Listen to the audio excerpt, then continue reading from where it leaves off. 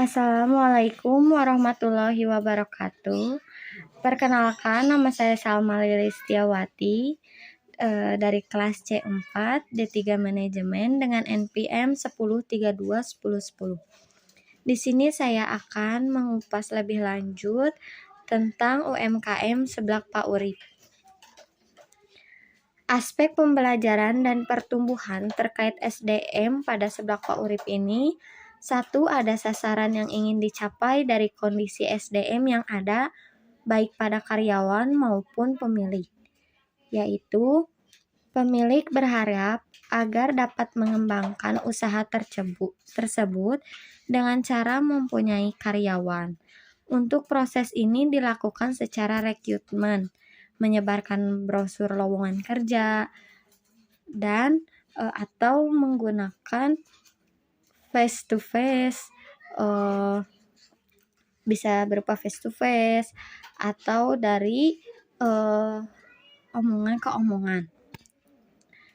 Di sini juga Pak Urip menginginkan bahwa memiliki karyawan yang bisa membuat seblak secara baik, higienis, dan enak. Untuk produktivitas yang tingginya, meningkatkan produktivitas dapat menghasilkan peningkatan efisiensi operasional dan pertumbuhan bisnis yang lebih baik. 2. Apa yang jadi indikatornya terkait sasaran tersebut?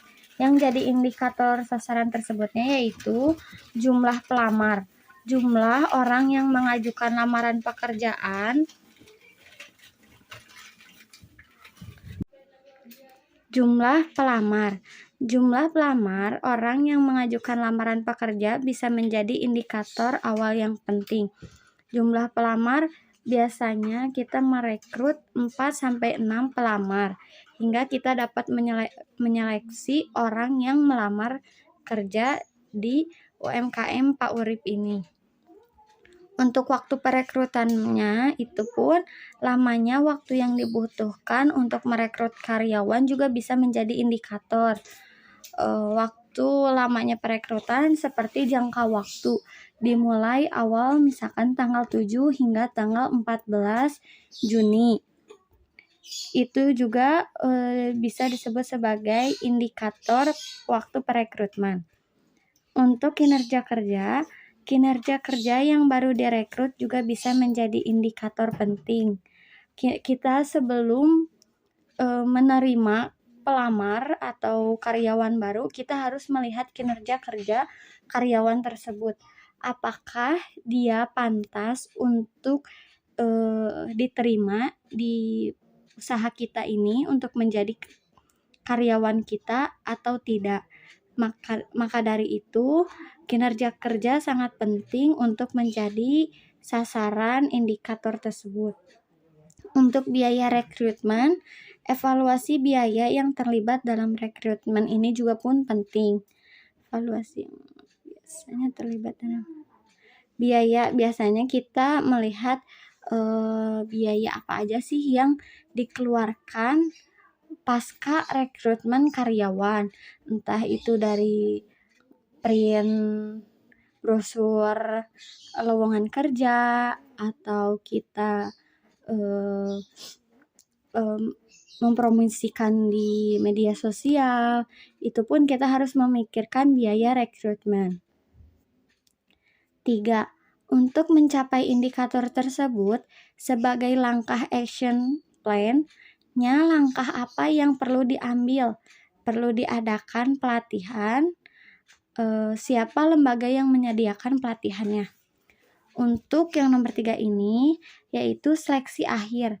Setelah proses rekrutmen, tim rekrutmen akan melakukan evaluasi terhadap semua pelamar dan memilih karyawan yang paling sesuai dengan persyaratan dan kriteria yang telah ditetapkan. Kenapa kita harus mengevaluasi karyawan tersebut? Karena tidak kita sebagai pemilik usaha tidak ingin mempunyai karyawan yang tidak memenuhi kriteria di usaha kita. Yang kedua, penawaran pekerjaan, yaitu setelah seleksi akhir, tawaran pekerjaan akan disampaikan kepada kandidat yang dipilih. Nah, kalau yang ini setelah seleksi, setelah seleksi kita sudah mendapatkan beberapa calon untuk menjadi karyawan, lalu kita tawarkan pekerjaan, entah itu sebagai juru masak, sebagai kasir, atau sebagai pelayan. Nah, pelatihan dan pengembangan selanjutnya, setelah karyawan baru mulai bekerja, perusahaan biasanya menyediakan pelatihan atau program pengembangan karyawan sesuai kebutuhan. Nah, ini masuknya ke siapa sih lembaga yang menyediakan pelatihan? Biasanya kalau UMKM kecil seperti ini, seperti usahanya Pak Urip, yaitu yang melatih dan mengembangkan itu Pak Urip sendiri, yang melatih karyawan untuk cara membuat seblak yang baik seperti apa, takaran bumbunya seperti apa, cara pelayanannya seperti apa, itu biasanya Pak Urip sendiri yang melatih dan mengajarkan kepada karyawan baru. Evaluasi kerja. Selama periode probasi atau setelah beberapa bulan kerja, karyawan baru akan dievaluasi terhadap kinerja kerja mereka. Nah, ini pun sama di tahap pelatihan dan pengembangan. Di tahap pelatihan dan pengembangan, Pak Urip mengajarkan bagaimana sih cara pembuatan seblak yang baik dan benar, pelayanan yang baik dan benar itu seperti apa. Lalu setelah itu sudah mulai sebulan kerja, Pak Urip akan mengevaluasi semua karyawan baru untuk melihat kinerja kerjanya. Apakah yang diajarkan selama ini mereka bisa menerapinya atau tidak? Seperti itu. Apakah mereka mengerti terhadap prosedur-prosedur yang telah ditetapkan atau tidak? Apakah mereka bisa mengikuti arahan yang sudah diarahkan apa tidak? Itu akan dinilai di tahap evaluasi kinerja kerja. Untuk selanjutnya yaitu aspek proses bisnis internal terkait manajemen operasional atau industri atau teknologi. 1. Apa sasaran yang ingin dicapai terkait operasionalnya di UMKM Pak Urip ini? Yaitu 1. Perencanaan produksi. UMKM seblak perlu melakukan perencanaan produksi dengan baik. Ini melibatkan penentuan jumlah produksi, bahan baku yang diperlukan, jadwal produksi, dan alokasi sumber daya yang tepat. Perencanaan produksi yang baik membantu memastikan ketersediaan bahan baku dan efisiensi proses produksi. Kenapa sih di urutan pertama kita harus ada perencanaan produksi? Karena di saat permintaan konsumen itu membludak atau banyak, kita harus melihat nih kita harus lihat ketersediaan bahan baku kita itu ada apa enggak. Kalau misalkan permintaan konsumen banyak tapi ketersediaan bahan baku tidak ada, itu percuma saja. Apa sih yang bakal kita jual jika ketersediaan bahan baku tidak ada? Maka dari itu perencanaan produksi itu harus ada. Jadi kita bisa memastikan ketersediaan bahan baku di kita itu seberapa banyak dan untuk memenuhi kebutuhan konsumen berapa banyak. Seperti itu. Untuk selanjutnya pengadaan bahan baku. Manajemen operasional juga mencangkup pengadaan bahan baku yang berkualitas dan tepat waktu. UMKM seblak perlu menjalin hubungan dengan pemasok yang dapat menyediakan bahan baku yang sesuai dengan standar dan spesifikasi yang dibutuhkan.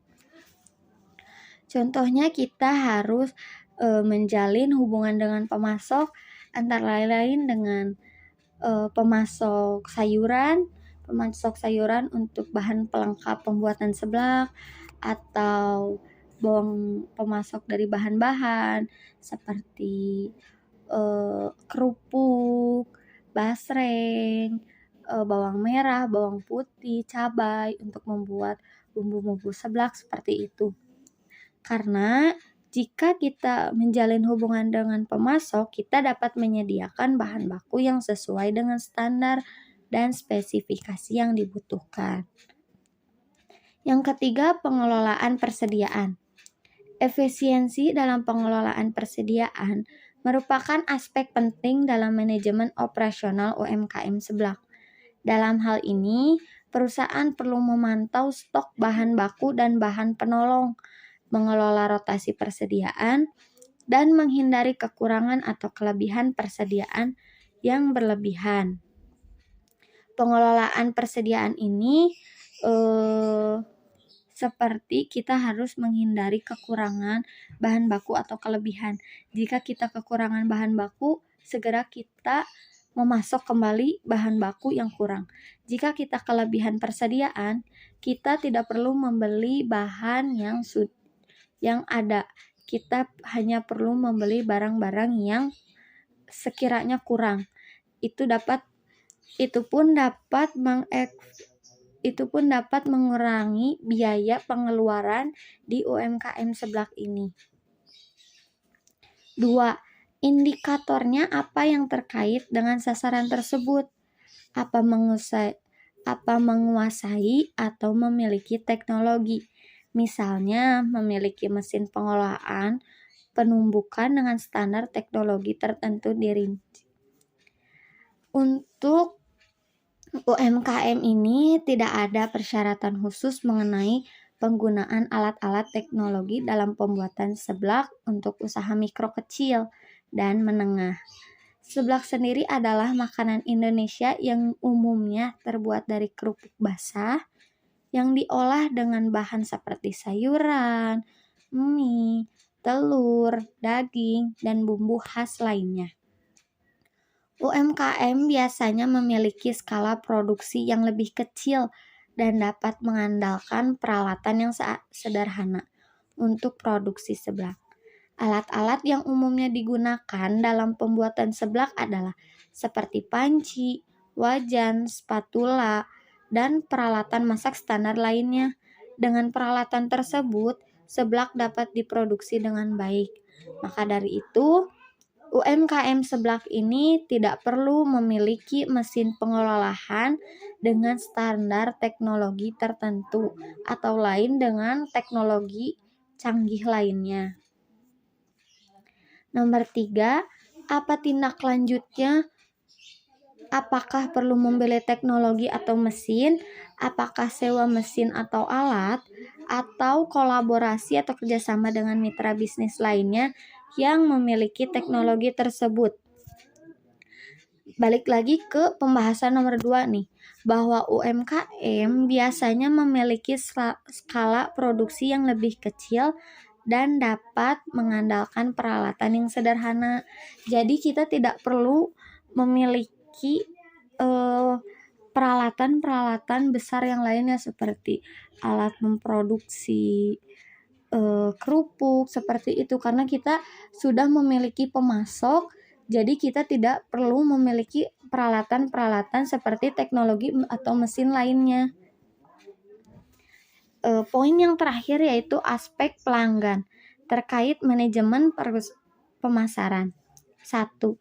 Apa sasaran yang ingin dicapai oleh UMKM tersebut terkait penguasaan pasar? Ingin menguasai di segmen mana sih? 1. Ekspansi wilayah. UMKM seblak mungkin ingin menguasai pasar di wilayah yang lebih luas.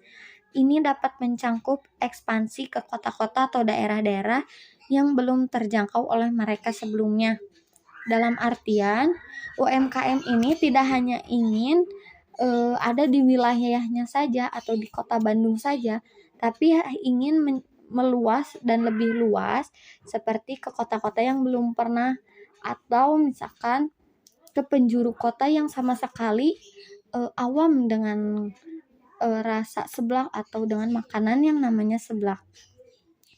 Yang kedua yaitu segmen pasar tertentu. UMKM seblak mungkin ingin menguasai segmen pasar tertentu. Misalnya mereka mungkin berfokus pada pasar anak muda, mahasiswa, atau pekerja kantoran. Dengan memahami preferensi dan kebutuhan segmen pasar tertentu, mereka dapat menyesuaikan produk dan strategi pemasaran mereka secara efektif. Misalnya kalau untuk pasaran anak muda ini seperti di sekolah-sekolah, sekolah SD, SMP, SMA, dan di lahan yang memang strategis untuk berjualan. Kalau mahasiswa biasanya di kantin universitas atau di luar universitas. Pekerjaan kantoran pun sama, biasanya seperti pedagang kaki lima yang kayak gitu. Yang ketiga, meningkatkan brand awareness. UMKM Seblak mungkin ingin meningkatkan kesadaran merek mereka di kalangan konsumen. Ini dapat dilakukan melalui upaya pemasaran seperti iklan, promosi, atau kehadiran aktif di media sosial. Nah, untuk ini pun mereka berarti ingin memasarkan seperti itu. Jadi UMKM Seblak tuh tidak hanya ingin tahu di hanya di omongan gitu, seperti kayak seblak enak loh kayak gini, tapi hanya ingin ada iklannya seperti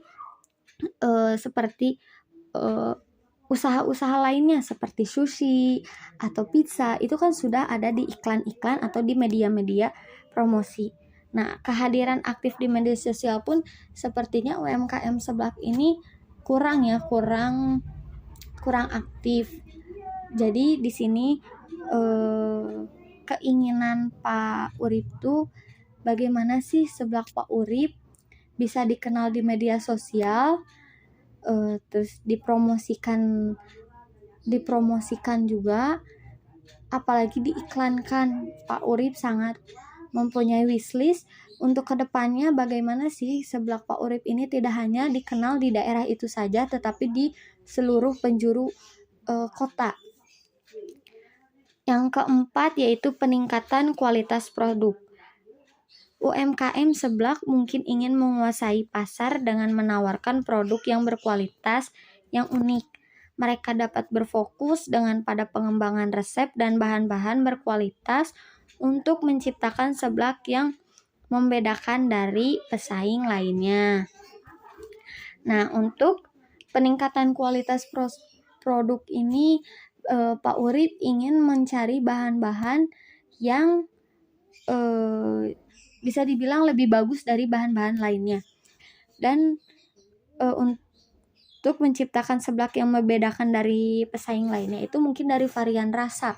Dari varian rasa itu ada varian rasa rendang, soto, gochujang. Itu suatu keinginan Pak Urip di kemudian hari bahwa seblaknya tidak hanya rasa seblak pada umumnya, tetapi ada varian rasa lainnya yang belum pernah orang coba, seperti itu. Yang kedua, indikatornya apa? Misalnya, contohnya minuman buah dipasarkan untuk konsumen pertandingan olahraga murid sekolah yang rutin diadakan tiap semester sekabupaten. Sedangkan untuk UMKM Seblak itu indikatornya bisa di warung atau di gerai makanan. Seblak bisa dijual melalui warung makan atau gerai makanan di area perkantoran atau pedesaan. Warung makan yang sudah mapan dan memiliki pelanggan setia biasanya menjadi tempat yang baik untuk penjualan seblak. Nah, ini juga bisa menjadi strategi penjualan ya, strategi marketingnya bisa. Yang kedua, pedagang kaki lima. Pedagang kaki lima, seblak sering ditemui di pedagang kaki lima atau di lapak jajanan di pinggir jalan. Tempat ini biasanya menarik banyak konsumen yang mencari makanan cepat saji atau jajanan yang praktis. Kalau untuk di pedagang kaki lima, kita sering banget lihat di pinggir-pinggir jalan ada mas-mas atau ibu-ibu yang jualan seblak. Itu menjadi perhatian kita, apalagi untuk anak remaja nih, biasanya perempuan-perempuan itu menu jajanan yang paling kita inginkan itu yaitu seblak. Yang ketiga, event atau festival kuliner. Mengikuti event atau festival kuliner lokal atau regional adalah cara yang terbaik untuk memperkenalkan seblak pada banyak orang. Pameran atau acara semacam itu biasanya menarik banyak pengunjung yang tertarik dengan variasi makanan. Nah, di event atau festival kuliner ini kita bisa juga menunjukkan bahwa seblak tuh varian rasanya nggak hanya ini aja loh. Kita bakal keluarin rasa baru seperti yang sudah saya sebutkan sebelumnya, yaitu rasa rendang, rasa soto, rasa gochujang, atau rasa lainnya. Kita bisa keluarkan di saat ada event atau festival yang membuat orang tertarik kepada seblak kita, dan kemudian hari mereka bisa aja membeli seblak kita kembali untuk menghubungi seperti itu. Yang keempat yaitu penjualan online. Platform penjualan online seperti marketplace atau toko online sendiri dapat menjadi saluran yang efektif untuk menjual seblak. Konsumen dapat memesan seblak secara online dan pengirimannya ke rumah. Untuk penjualan secara online ini sudah banyak sekali sekarang seblak cepat saji atau yang seblak dijadikan frozen food kayak gitu. Jadi kita sudah pisahkan bumbu untuk seblaknya, pedasnya, asinnya, atau bahan-bahan lainnya yang kita pesan sesuai keinginan kita. Kita jadikan frozen food, lalu kita dikirim ke konsumen, seperti itu sudah banyak. Nah, selanjutnya yaitu indikator-indikator keberhasilan penjual seblak dapat mencangkup, ini masih masuk ke nomor 2, poin yang tadi indikatornya apa, dan ini indikator-indikatornya, yaitu 1, penjualan. Jumlah seblak yang terjual per hari, minggu, atau bulan dapat menjadi indikator yang penting untuk melihat sejauh mana penjualan seblak berjalan. Yang kedua, pertumbuhan pelanggan. Jumlah pelanggan baru yang harus bertambah atau pelanggan yang kembali menjadi indikator pertumbuhan dan keberhasilan penjualan seblak. Yang ketiga, ulasan atau feedback positif nih. Ini sangat diperlukan sekali oleh UMKM manapun atau usaha manapun, yaitu feedback positif dari konsumen. Ulasan dan feedback positif dari pelanggan dapat menunjukkan bahwa seblak disukai dan dihargai oleh konsumen, sehingga berpotensi meningkatkan penjualan. Yang keempat yaitu tingkat persaingan. Mengetahui sejauh mana sih seblak bersaing dengan produk sejenis di pasar dapat memberikan gambaran tentang penerimaan konsumen terhadap produk dan kemampuan untuk menguasai pasang pasar. Yang terakhir, yang kelima, keberlanjutan bisnis. Jika UMKM seblak dapat bertahan dalam jangka waktu panjang dan menghasilkan keuntungan yang stabil, itu juga dapat menjadi indikator keberhasilan sebuah penjualan seblak. Di sini juga kita harus pintar-pintar mencari strategi bisnis, strategi marketing, dan strategi mencari tempat untuk membuka usaha. Strategi lokasinya seperti apa sih, penjualannya bakal seperti gimana, terus konsepnya harus terkonsep kayak gitu. Yang terakhir, yang ketiga, apa tindak lanjut terkait strategi penetrasi pasar, misalnya membangun kerjasama strategi dengan pemerintahan, bidang dinas pendidikan dan dinas pariwisata dengan komunitas sekolah dan lain-lain.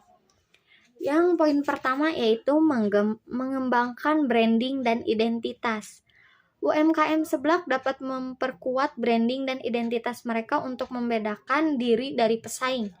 Ini meliputi pengembangan logo yang menarik, desain kemasan yang menarik, dan pesan pemasaran yang sesuai dengan target pasar. Untuk pengembangan logo, sekarang banyak banget penjual seblak yang di kaki lima yang rasanya enak, tapi kurang nih di bagian pengembangan logo, desain kemasan, atau di strategi pemasarannya. Jadi Pak Urip ini sebagai sebagai UMKM seblak pedagang kaki lima, Ini ingin bagaimana sih Seblak pedagang kaki lima ini dapat mengembangkan target pasarnya di e-commerce dan pengembangan logonya dari desain kemasannya seperti itu. Yang ketiga, strategi pemasaran yang efektif. Mengembangkan strategi pemasaran yang efektif untuk mencapai target pasar potensial adalah langkah penting. Ini dapat melibatkan penggunaan media sosial, iklan online dan promosi dan offline, promosi khusus, dan kolaborasi dengan influencer atau komunitas yang relevan.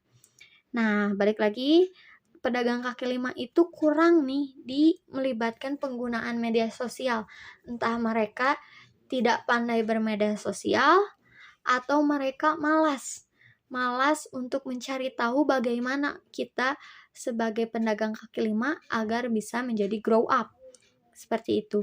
Itu masih dipertanyakan, dan untuk UMKM Seblak Pak Urip ini sendiri pun dia bilang kepada saya bahwa dia itu kurang mengerti bagaimana cara penggunaan media sosial itu seperti apa. Yang ketiga, kerjasama dengan pihak terkait.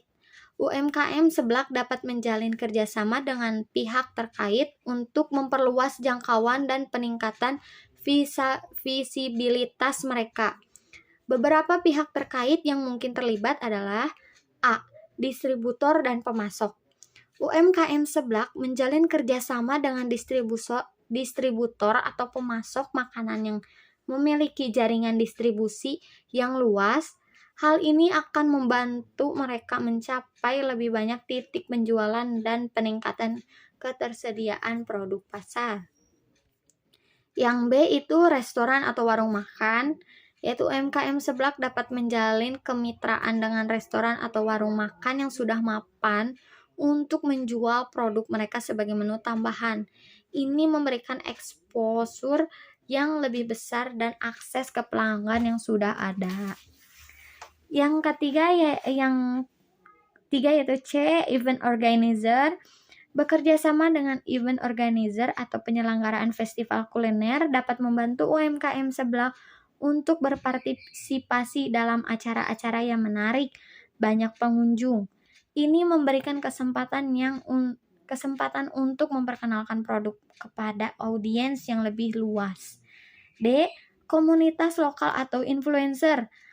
Menggandeng komunitas lokal atau influencer di bidang kuliner dapat membantu UMKM Seblak memperluas jangkauan dan memperkenalkan produk mereka kepada pengikut mereka. Kalau untuk influencer itu biasanya seperti mengendorse Telegram atau TikTokers, seperti itu biasanya. Cukup sekian ulasan saya tentang Seblak UMKM Seblak Pak Urip. Mohon maaf bila ada kesalahan kata-kata atau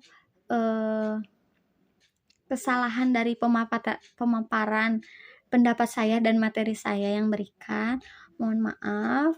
Assalamualaikum warahmatullahi wabarakatuh.